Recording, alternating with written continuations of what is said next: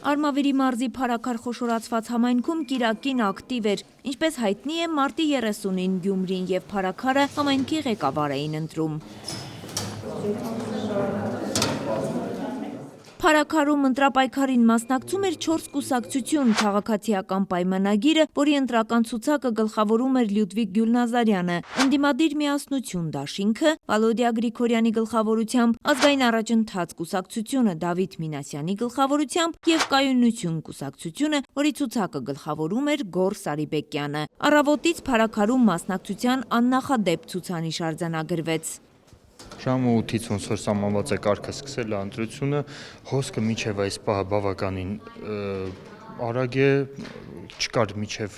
ընդհուպ 2 րոպե, որ որևէ քաղաքացի չմոտենար։ Մասնակցությունը այս պահի դրությամբ կարելի է համարել ակտիվ, բայց պասիվ չեն։ Ըստ իս ամեն ինչ նորմալ է, որովհետև բնակիչներից ոչ մի բողոք չունենք, մենք ինքներս էլ տեսնում ենք, որ ամեն ինչ նորմալ է։ 21004 ընտրողներից քվեարկությանը մասնակցեց 11528-ը, ընտրության իրավունք ունեցողների 54.97%-ը։ Ընտրություններն անցան առանց լուրջ միջադեպերի, երեկոյան արդեն հայտնի էին քվեարկության նախնական տվյալները։ Միասնություն դաշինքը ձայների ճնշող մեծամասնությամբ առաջատարն էր։ Վալոդիա Գրիգորյանի շտաբում ուրախության վանկարկումները դարձան համացանցի հիթ։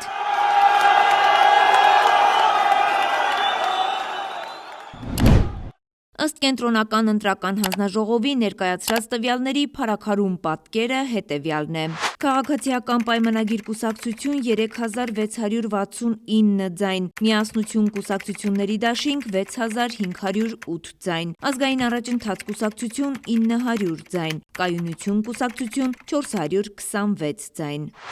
Հաղթած թեկնածուն ֆեյսբուքյան գրառմամբ շնորհակալություն հայտնեց իրեն վստահողներին։ Առավոտյան Հայաստանի Հանրապետության վարչապետը ֆեյսբուքյան իր էջում գրառում կատարեց, որում մասնավորապես ասված էր. Հայաստանի Հանրապետության քաղաքացին ազատորեն ընտրություն կատարելու հնարավորություն ունի։ Քաղաքացու ընտրությունը մեզ համար օրենք է։